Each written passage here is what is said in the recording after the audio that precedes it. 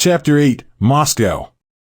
From Baku I went to recuperate a little at the estate in Yaroslavka near Kostroma, which I have already mentioned, whose mistress, Elizaveta Kolodeznikova, considered it her mission in life to provide a haven for all tired and homeless party workers. About midsummer 1905, after I had had a short rest, I left for Moscow. According to the decision of the Moscow Committee, I was to start work as district organizer. I was to take up my new duties after the city conference, at which I hoped to gain a better knowledge of Moscow party work. The conference was to be held on a Sunday in the woods near Borbrovskaya on the Nizhny Novgorod line. When our group of comrades alighted at the suburban terminus of Borbrovskaya, the station was crowded with gendarmes, detectives, spies, and other police department officials. The splendor of the scene petrified us for a moment. Then we began to pretend that we were all strangers to each other. But the police only laughed at us. One of the delegates to our conference had betrayed us, so that the police knew everything to a detail. Notwithstanding all the information they had, however, they arrested only 15 comrades. The others, who had come by an earlier train, managed to escape the trap laid for us at the station. I was arrested with several workers employed at the Guzin works in Moscow. I particularly recollect one dark-haired young worker with squinting eyes, who kept us merry all the way from Borbrovskaya to Moscow, whither the police were taking us. At every stop the holiday crowd tried to get into our car. The police zealously attempted to drive the crowd away, while the dark-haired Guzin worker cried to the newcomers, "Ladies and gentlemen, it is strictly forbidden to come into this carriage. The ambassadors from Portsmouth are here." This happened at the time of the peace negotiations with Japan. At the police headquarters we were closely cross-examined. But I could not say anything for myself. I had just recently arrived in Moscow and had had no time to obtain a passport. I lived without being registered at the home of my husband's mother, Sophia Borbrovskaya, and avoided the janitor. This apartment was very convenient for secret work because the house had 2 exits, one of which was particularly useful because it led into a yard in which there was a post office. If anything happened, one could always pretend to be going to the post office. These features were taken into consideration when Sophia and her younger daughter, Nina, rented the apartment. It often happened that mother and daughter, not having had time to consult each other, both offered the apartment for meeting purposes on the same day. Once, for example, a secret meeting of soldiers, representatives of the army, was held in one room, which Sophia had lent for the purpose, while in another room the girl cashiers of the Chichkin dairies met to discuss the forthcoming strike of the employees of that firm. Nina had consented to let them have the room without consulting her mother. The house was always used as a temporary hiding place for illegal literature and weapons. Furthermore, workers frequently made appointments at the house without telling the Borbrovskys beforehand because they knew that the latter would acquiesce. Hence, when I was arrested, I could not possibly give the Borbrovsky address.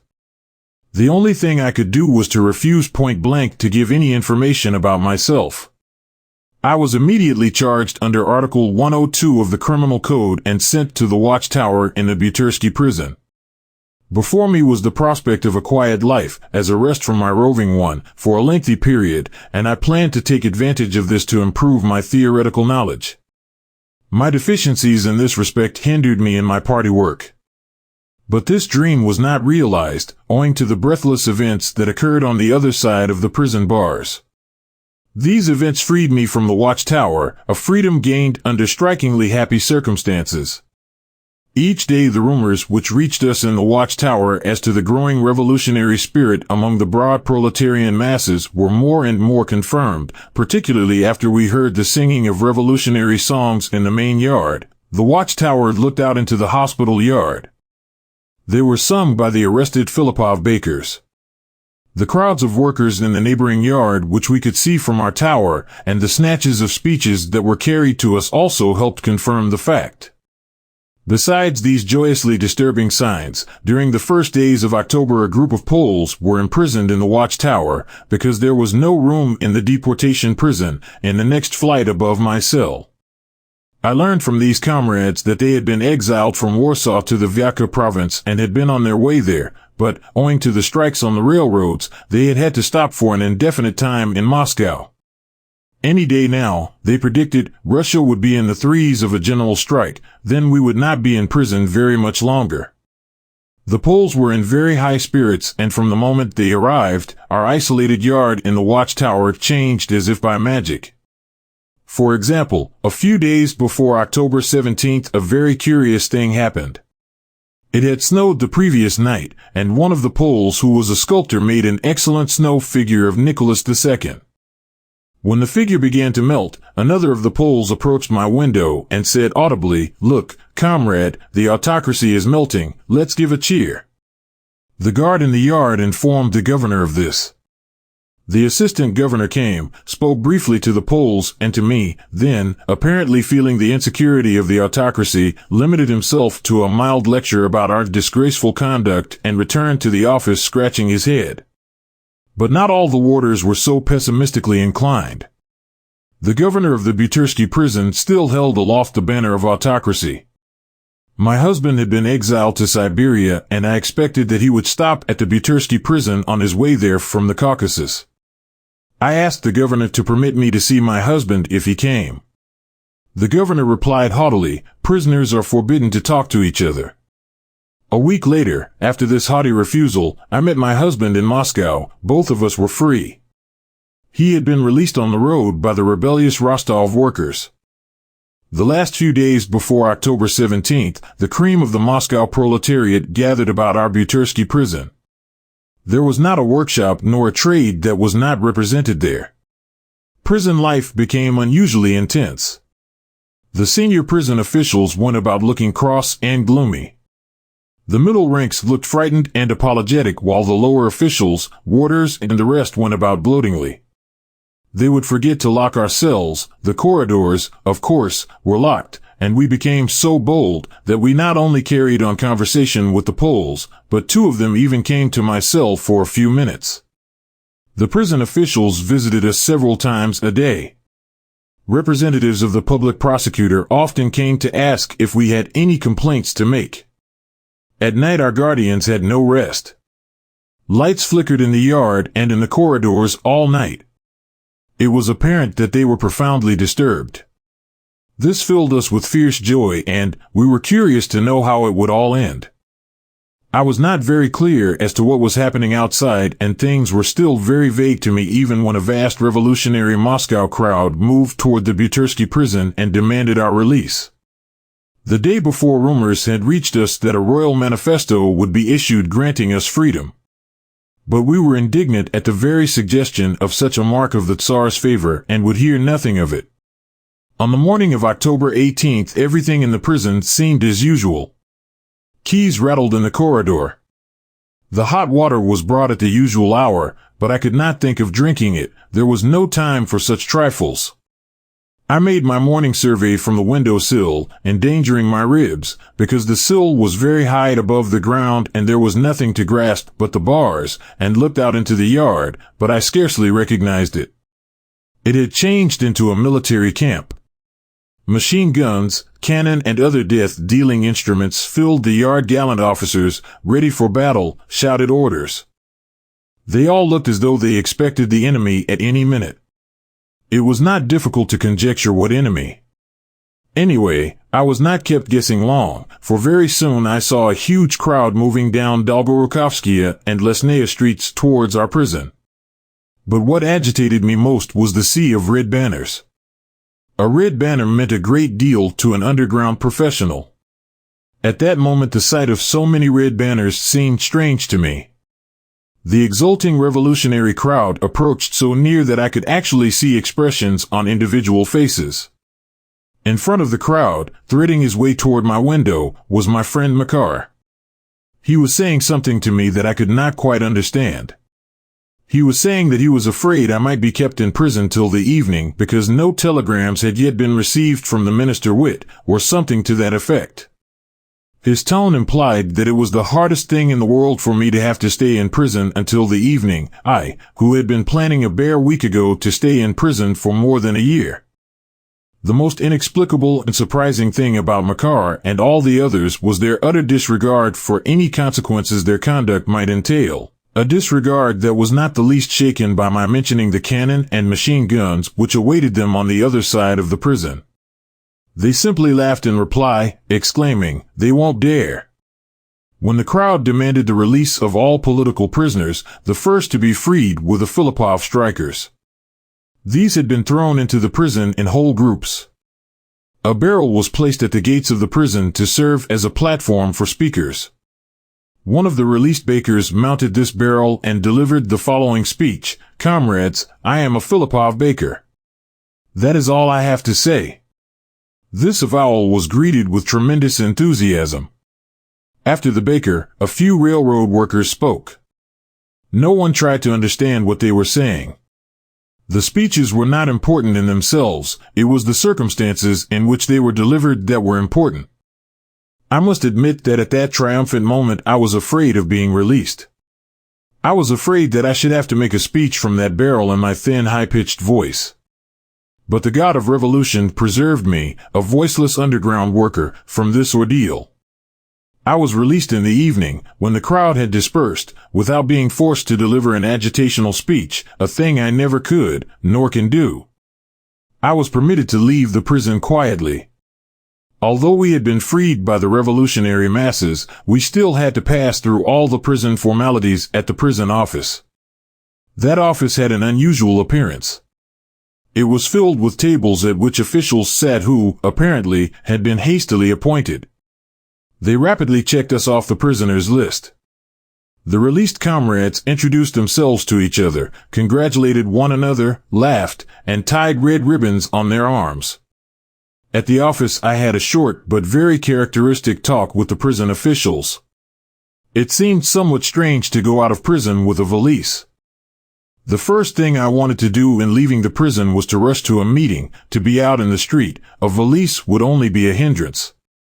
So I asked permission to leave it in the office. The warder looked at me in surprise at my request and said, "Do you still have faith in us?" To which I answered, "Of course, for most probably I will have to return to you very soon." To tell the truth, I was not at all certain that this freedom would last very long.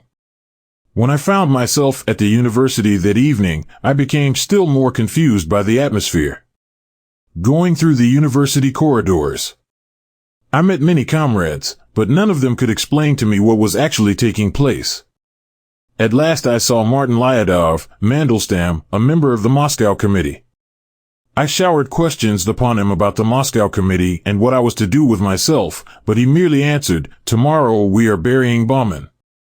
You must come to the funeral, go to a meeting now and make a speech." All the comrades who were released today are doing that. The news of our comrade Bauman's death, communicated to me in such a calm tone, was a great blow to me. I recalled his cheerful disposition in Geneva and was deeply distressed at the thought that this brave, energetic revolutionary was no longer among the living.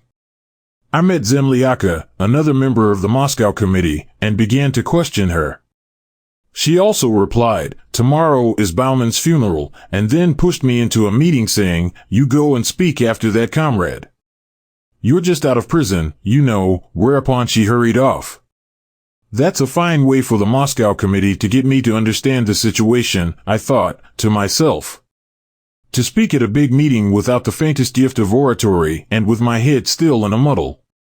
I pondered a while and decided not to become an object of the celebrations, but instead to mingle with the crowd.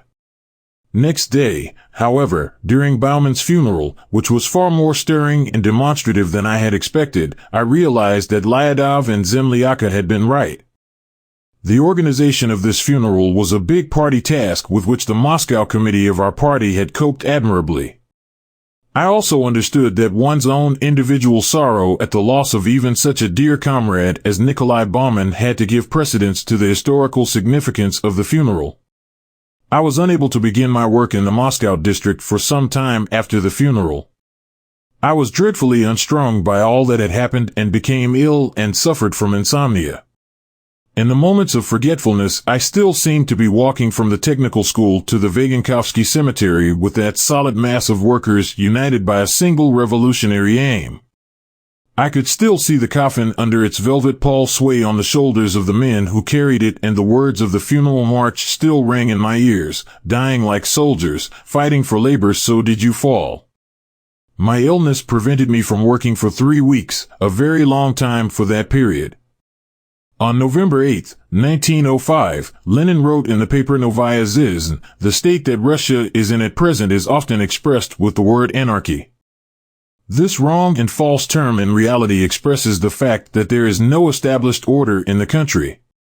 The war of the new, free Russia against the old serf autocratic Russia is being waged along the whole line. The autocracy is no longer capable of conquering the revolution, but the revolution is not yet capable of conquering Tsarism. The old order is shattered, but it is not yet destroyed, and the new, free order is existing unrecognized, half-hiding, often persecuted on all sides by the henchmen of the autocratic system.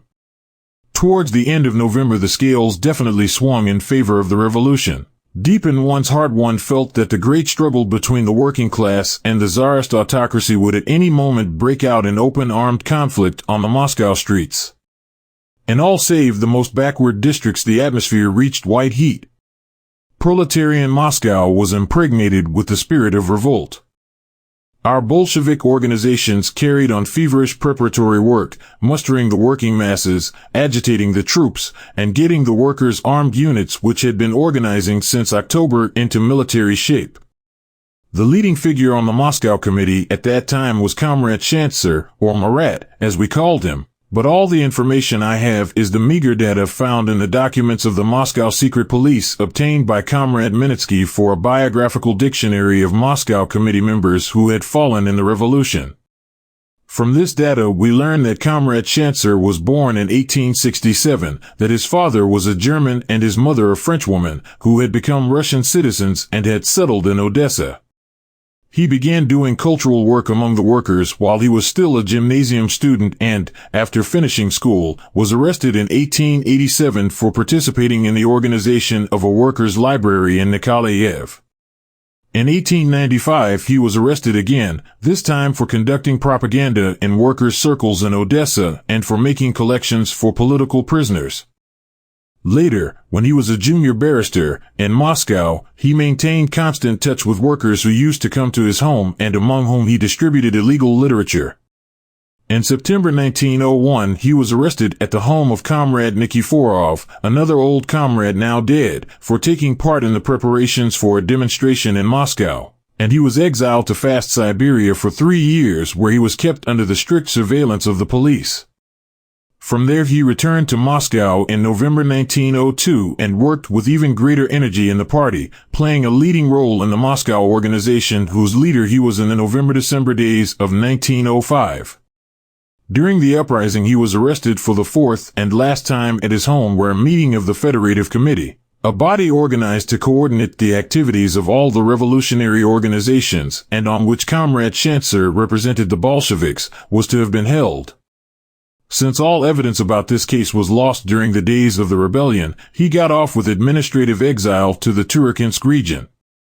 Here he suffered a nervous breakdown, but, ill as he was, he nevertheless managed to escape abroad where the nervous disease developed into an incurable mental disorder. Due to his hopeless condition, Shantzer's wife, Natalia, managed to get permission to return to Russia with her sick husband in 1910. But the Tsarist officials loved to spite their disarmed foes. When he returned to his native land, this hopelessly sick and emaciated comrade was not allowed to be placed in a private hospital, but was sent to the Central Police Lunatic Asylum. Comrade Shantzer, whose memory should be preserved by the Moscow workers, died on January 29, 1911. I personally worked as the organizer of the Lefortovo district where I met many comrades, some of whom, like myself, had been sent by the Moscow Committee, while others were local workers, representatives from the mills and factories. The Moscow Committee regarded the Lefortovo district as one of the backward ones. And in truth, as the December days drew nearer, one could witness in Lefortovo more than in any other district the heartbreaking sight of individual workers, and even whole groups of them, with bundles on their backs, turning their faces towards the village, and their backs upon the revolution. To make the Lefortovo workers fall into step with the more militant districts, Presnya, Zamysk-Voraki, we had to carry on intensive agitational work. We organized meetings from morn till night at the Vidensky People's Palace, to which the workers came in crowds. Before we could clear the hall of one group, another group would pour in, while crowds of workers would be waiting their turn on the Vidensky Square. We organizers found it very difficult to provide agitators for all these meetings. In 1905, the party in general, and the Moscow organization in particular, had an extremely limited number of agitators at their disposal. Not every underground party worker who was accustomed to speaking at small workers' meetings held in the woods, or on a boat, or in some out-of-way barn, could get up before a mass meeting of several thousand and speak from a high platform in a brilliantly lit hall. We had to resort to all sorts of ruses to get an extra agitator from the center. Thus, for example, early in the morning I would go to Fiedler's house, the headquarters of the Central Board of Agitators of the Moscow Committee led by Comrade Stanislav. There I would catch one of the agitators and earnestly plead that today was the decisive day, that the Lefortovo district was not stable, that if we managed to carry off one or two successful meetings the Lefortovites would be roused, etc. Having played upon the feelings of my agitator in this fashion, I would obtain his promise to come to Lefortovo, knowing all the while that he could only go where the center sent him, and not where each district organizer wanted him to go. But such is the mentality of a district worker that it always seems to him that his district is more important than any other. These difficulties were eased somewhat in the days that followed, when, besides the official agitators, speakers appeared from among the masses themselves.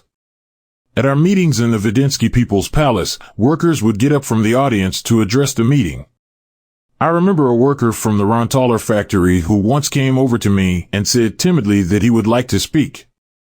He wound up his long and fairly able speech with the following words: "We button makers are a big power.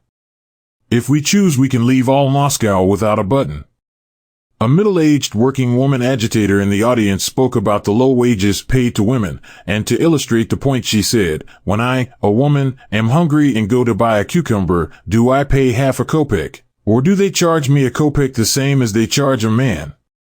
Her speech created a tremendous impression upon the audience. It was a rare thing for a woman worker, and an old one at that, to get up on a platform and speak before a big audience. Our party headquarters were located in the Vidensky People's Palace, and we members of the district committee were in the office day and night. From early morning till late at night we received delegations from factories and mills who came to us with all kinds of problems.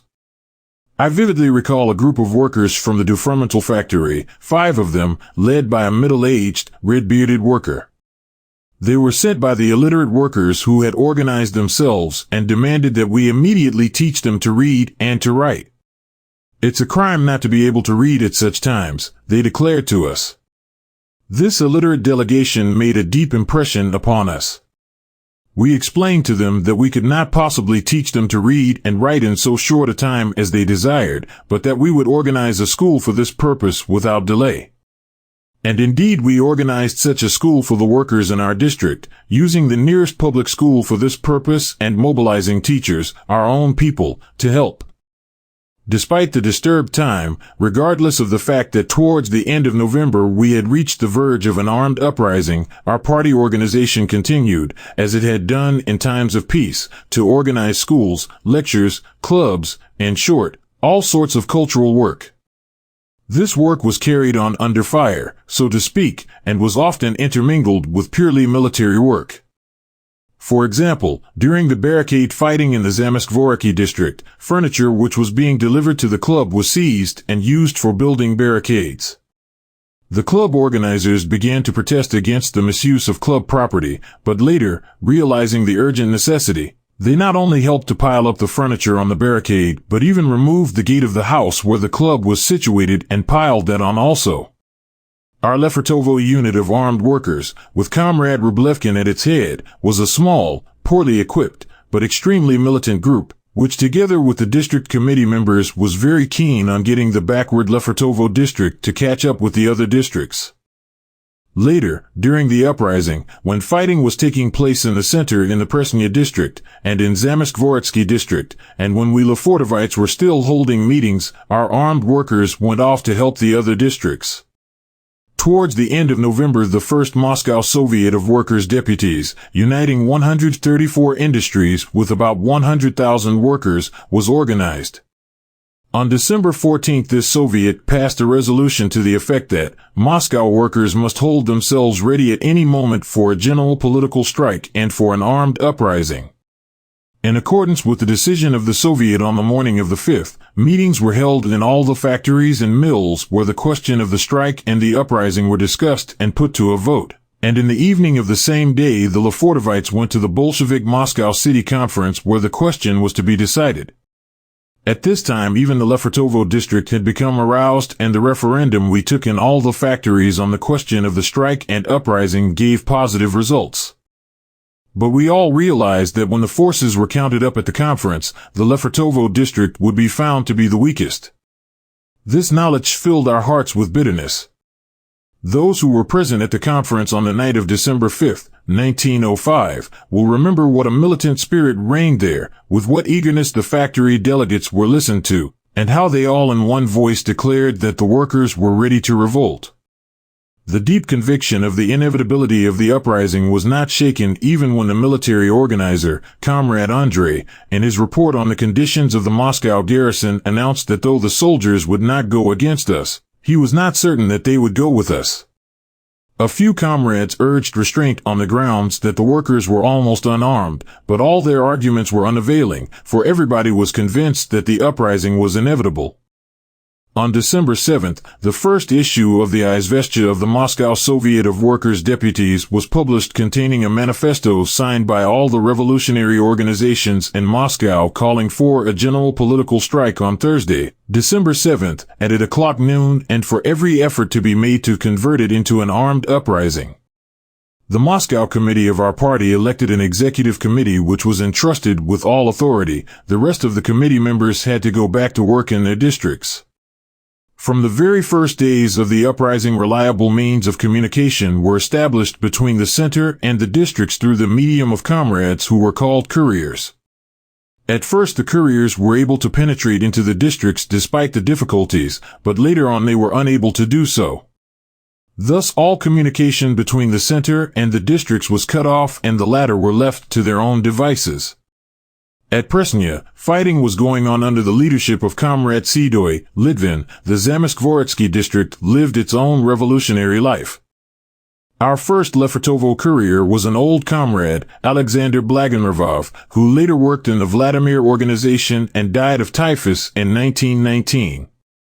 I can clearly recall Blagonervov with his sad smile reporting about the affairs in other districts and delivering the instructions of the center for the coming day. The proletariat must not forget its couriers who selflessly devoted their lives to maintaining communication between the various sections of the city during the memorable days of struggle. But soon even Comrade Blagonervov was unable to reach us, and our district was completely isolated. We, however, continued to hold meetings and to organize demonstrations. Once we marched by the Spasskaya barracks, from which some disarmed and imprisoned soldiers cheered us. Our armed workers' units had several clashes with the Black Hundreds, who were numerous in Lefortovo, but the latter were not remarkable for their bravery, even though they were armed as well as, if not better, than the police. One morning, while the insurrection was still in progress, we were waiting for the workers to come to a meeting in the People's Palace. There were only about 5 or 6 of us district committee members in the hall. Suddenly we saw a crowd of the Black Hundreds approaching, and it looked as if we were going to be lynched. Fortunately, one of our comrades had a revolver. He fired one shot over the heads of the mob, and this was enough to set the whole gang running. We began to feel that we were really taking part in the insurrection only when barricades were put up in our district, but this was very belated, when the beginning of the end had set in the rest of the city. That day, we commenced the usual round of meetings, but we all felt that there was nothing more to be said. I remember that I was particularly irritated by the rational appeals of the Menshevik Semyon, who continued to shout, "Comrades, build up the trade unions." The answer to this trivial appeal came from someone in the audience. It was an appeal to us all to go out into the streets and build barricades. The whole audience responded to a man, and the whole mass hurried out into the street. On the square it was joined by those who had been awaiting their turn to come into the hall, and all of us moved in close ranks to the Borbrovskaya Zastava, where we overturned the tramcars that were standing as they had been left in the street when the general strike was declared. We erected a huge barricade, our own Lefortovo barricade. Our armed workers' units remained to guard it, although no one threatened to attack it that night, while the rest of the workers dispersed to their homes. That evening, a comrade from the committee, who went by the name of Alexei, and I planned to make our way to the city without fail. It was a long time since our courier had visited us, and we were completely cut off from the center.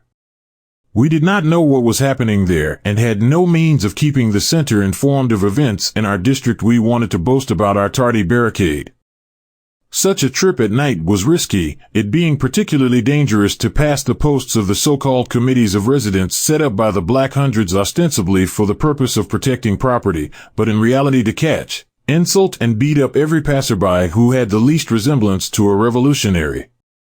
We passed several streets in comparative safety, although we frequently got entangled in the telegraph wires, which had been torn down and were scattered everywhere. Not far from Basmaneo we encountered a group of civilians who stopped us.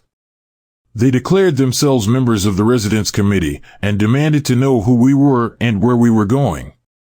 I invented a story on the spur of the moment about my husband and myself trying to go from Cherkazovo into the city to Zviderka to visit our daughter-in-law who was seriously ill and needed immediate help. Because of the wires and the darkness we could not find our way to Krasny Voroda. Alexei, my husband, beside me also muttered something about a daughter-in-law and Zviderka. They believed us. It was our outward appearance that saved us. I was dressed like an old woman in a wide blouse and with a shawl over my head, while Alexei was also very poorly clad. The Black Hundreds had so little suspicion of who we were that they even warned us not to fall into the hands of the workers' units who would be sure to shoot us at the first sight. We proceeded on our journey until we had almost reached Krasny Voroda, where we saw a group of soldiers sitting around a bonfire and were obliged to turn aside and step into the Okhov school, where we were sure to find our own people.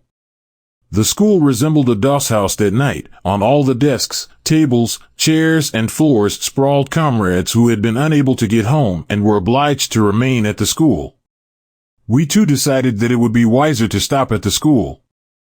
I cannot refrain from mentioning a little incident in that night's adventure. One of the teachers, whom I had never seen before, called me into the kitchen, took a pot of broth from the stove, placed me on a stool, and, without even asking my name, declared, "You have eaten nothing all day. Eat this broth." And indeed, I had had absolutely no time for eating or drinking and was feeling very weak until the broth revived me. Early next morning the bonfire at Krasny Voroda burned out, the soldiers were withdrawn, probably for some strategic purposes, and we began cautiously to creep out one by one from our school doss house. I wanted to change my clothes and wash myself before going into the city. I went to my sister Rose, who lived nearby on Kalanchovsky Street, but whose house I had been unable to reach the night before. She had rented a room among our own people at the home of the worker Polyamordvinov. When I reached her room I found her table, bed and bookshelves loaded with weapons. These had been taken from Torbek, the gunsmith, whose shop our unit had raided. A group of our men were lovingly handling these revolvers, parts of guns, sabers, and cartridges, and they were so merry that despite my weariness, I was cheered by the mere sight of them. On the other hand, when at last I got to the Moscow committee, the mood prevailing was anything but cheerful. I learned that our affairs were in a very precarious condition, that St. Petersburg, exhausted by the November strike, was not in a position to support us. I also learned that the promises of the railroad union leaders had proved to be empty phrases, that the Nikolaev Railway was in the hands of the government, that hostile troops from Tver and the Semyonovsky Regiment from St. Petersburg had either already arrived or were on their way, I cannot recall which. I hated to return to my district with such news, a district which had only just risen to the level of insurrection and whose active workers had been exulting over their own barricade the evening before. I decided to spend the night at my sister's as I needed a good night's rest, but I was not destined to get any sleep. When I returned to her apartment, the weapons were no longer there, the workers having cleared them away during the day. But the police had now got wind of the fact that the weapons seized at Torbeck's had been taken to this apartment. So we were subjected to a raid which was carried off with great pomp. A squad of armed policemen with a police officer at their head broke into the room. The police were obviously afraid, thinking that we were armed to the teeth. They were extremely nervous and threatened to shoot us on the spot if we did not surrender our weapons. They bullied my sister and me because we were women, but they were unmistakably afraid of the worker, Glotov, who rented the corner of the room near the stove, especially when they stumbled over a pile of coal in his dark corner. With extreme caution, the officer flashed his searchlight on Glotov's dwelling place. To the officer's tremulous "What's there?" Comrade Glotov rolled out sonorously, "This is the study of His Proletarian Highness." Finding no weapons, the police left the place without arresting any of us, even though we were all in some way connected with the insurrection. When on the morrow I reached our district headquarters, the People's Palace, I found Alexei had been there since the previous night. He had already communicated the bad news to the other comrades, but they were surprisingly little depressed by it. Indeed, it was difficult, after yesterday's enthusiasm, to take that sharp psychological jump and become immediately conscious of the fact that our struggle was weakening, that a temporary defeat was inevitable. But we, the backward Lefortovites, were not long comforted by our illusions. The defeat of the uprising approached, and when our last stronghold fell, when our heroic Presnya, the pride of the Moscow uprising of 1905, was wrecked and burned by the Semyonovsky regiment, the Soviet of Workers' deputies had to declare an end to the strike and uprising, and temporarily haul down the Scarlet Banner which, after 12 more years of stubborn struggle, was again unfurled to blaze victoriously over Red Moscow in 1917. When the revolt had been crushed, an orgy of the Black Hundred reaction broke loose. The Moscow prisons and police headquarters were overcrowded with arrested revolutionaries. Hideous rumors were abroad that the police headquarters had been turned into torture chambers by the brutalized victors and that our comrades were being subjected to unheard of torments. And along the Moscow suburban railroads the brutal gangs of the Tsarist hangman, Riemann, ran riot. The spirits of the workers in the district were extremely low, and it was under these unfavorable circumstances that the Moscow comrades who had survived the defeat were obliged to renew their party work. Once more began the painful process of returning underground. At the first meeting of the Moscow Committee held in the early days of January 1906, it was decided to send the more notorious comrades to other cities, while the less prominent ones were to be transferred from one district to another. Thus it happened that I was sent from the Lefortovo district to the Zamysk-Voritsky district, where I had many comrades even before the uprising, both among the professionals and the factory workers. During my first days in the Zamysk-Voritsky district, I set myself a very concrete though modest organizational task, namely, to re-establish at least in the larger factories our former illegal factory committees. But this proved to be an incredibly difficult task. I still remember the endless visits to individual workers' homes, the arrangement of a few small meetings with the representatives of the various factories, meetings which hardly ever took place either because our meeting place was being watched, or because the landlady who had promised us the use of her room had funked it and refused to let us in when we arrived, or because only one or two of half a dozen who were expected arrived. It is difficult to imagine anything more trying than the knowledge that the work was constantly slipping out of our hands, that the eyes of our comrades which had burned with such revolutionary courage, with such faith in the imminent victory of their cause not so very long ago, were now utterly weary and hopeless. However, not all our efforts were in vain. The Moscow Bolshevik organization continued to work intensively, adapting itself to the new methods of struggle even though it often had to deal with extremely dejected and morbid moods among the district comrades. I recall several of the more poignant moments which I personally had to undergo, as characteristic of these moods. I went to visit the family of a worker in the Danilov factory, with whom I had been formerly acquainted, hoping to renew connections with the Danilov factory through them. Both husband and wife greeted me joyously and promised to assist me, but as the attempts to resuscitate the organization grew more and more futile, the worker, I cannot remember his name, became gloomier and less frank with me. Once I arrived at dinner time when a little 10-year-old daughter was bustling about prettily and setting the table for her parents who were due any minute. She placed 4 wooden spoons on the table, one for Auntie. When my hosts returned from the factory, both the mother and the daughter insisted that I stay for dinner. We sat around the table eating cabbage soup out of a common bowl, fishing up bits of meat from the bottom of the dish with our spoons and conversing peacefully at first about the necessity of starting party work in the district. But towards the end of the meal, the worker became agitated, suddenly banged on the table with his clenched fist and, raising his voice, exclaimed, "Why in the world do you come here to disturb us? I am tired, do you understand? Tired, and I can't do any more." The little girl became frightened and started to cry. Her mother begged me not to take offense, while I in the most unexpected and ignominious fashion burst into tears and left the place. Some time later a similar incident occurred in the tiny room, or rather the cubicle, of a young worker who was employed in the Jacko factory. He had displayed a splendid fighting spirit before the uprising, had participated in many battles during the barricade days, and did not appear to be particularly depressed after the defeat. I called on him towards the end of February, or in the early days of March, I don't quite remember which.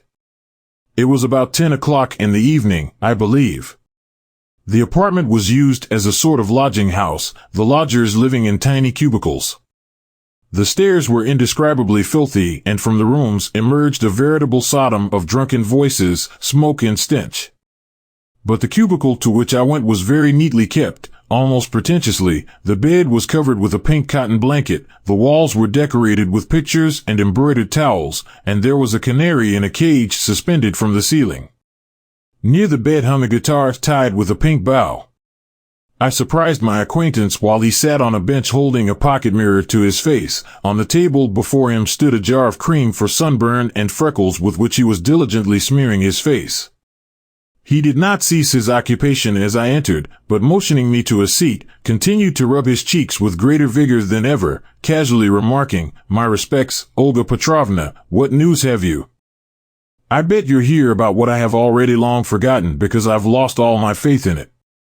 When I suggested that he stop playing the fool, wipe his face, and talk sensibly, the fellow answered, "You shouldn't talk that way about the cream because it's wonderful for getting rid of freckles. It is called metamorphosis and costs a ruble and a half. I strongly recommend it to you, Olga Petrovna, for you, too, have a lot of freckles. Now's the time to think about yourself a little. You're still harping on old days that will never return, and if they do, we won't be there to see them. I wonder whether this comrade lived to see the great October Revolution, and, if he did, whether he recalled the words he uttered in 1906. The metamorphosis of this Jacko worker, who so recently had been a brave comrade in our ranks, had a most depressing effect on me. I left his room at about 11 o'clock with such a crushed feeling that it mattered little to me where I went. There were moments when I felt that there was no place for me to go and I wandered aimlessly about the streets in the Zamoskvoretzky district. These difficulties were not merely characteristic of Moscow. The disillusionment not only spread among the working masses, but was communicated to many of our individual active comrades, both workers and intellectuals. As for the Mensheviks, who during the heroic October-December days of 1905 were forced to go against their Menshevism and temporarily join us, the defeat immediately restored them to their natural shape and gave them many opportunities to expiate their short-lived iniquity by bitter criticism of our revolutionary Bolshevik tactics. At the beginning of 1906, the conditions in the party organization were complicated.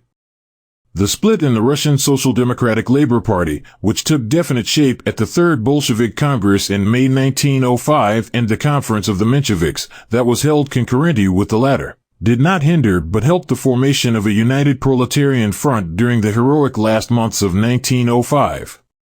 To coordinate activities, the Mensheviks were forced to join the federative committees. What was happening in the districts was beginning to take place in the center. Preparations for a unity congress of the party were being made, but these preparations coincided with the defeat of the uprising and with the weariness of the proletariat who had been pressing for a united front before the uprising. Thus, a twofold process could be observed at the beginning of 1906. Preparations for a unity congress were continued by inertia, while at the same time new disagreements with the Mensheviks on the cardinal questions of party tactics were constantly cropping up and becoming more sharply defined: estimation of the uprising, attitude towards the State Duma, etc. In March, we Muscovites were eagerly awaiting the arrival of Lenin, who was to acquaint us with the resolutions he had drafted for the forthcoming Unity Congress of the party, which was to be held in April. Besides the natural interest in Lenin's report, the prospect of meeting Lenin in Moscow, on Russian soil, was particularly alluring. Imagine my distress when, a few days before his arrival, while walking about in the sleet and mud, I caught a severe cold, and was not in a condition to go to the meeting of the Moscow active workers at which Lenin was to speak. I was lying in bed grieving over my disappointment when a comrade burst into the room and told me for reasons of secrecy the meeting had to be transferred to other premises and that Lenin had expressed a desire to see me during the enforced intermission. My joy knew no bounds when in half an hour Ilyich himself appeared, filling the room with his jests and laughter and with that comradely simplicity so characteristic of him when talking with the most insignificant party workers if he felt that the latter were connected with the actual life of the party. The joy I felt that Lenin was sitting in my room prevented me from studying his mood, the more so that as I was ill he spoke to me only about pleasant trifles. But I clearly recalled that he was very cheerful, as if nothing had happened, although what had happened was nothing more nor less than the defeat of the 1905 uprising.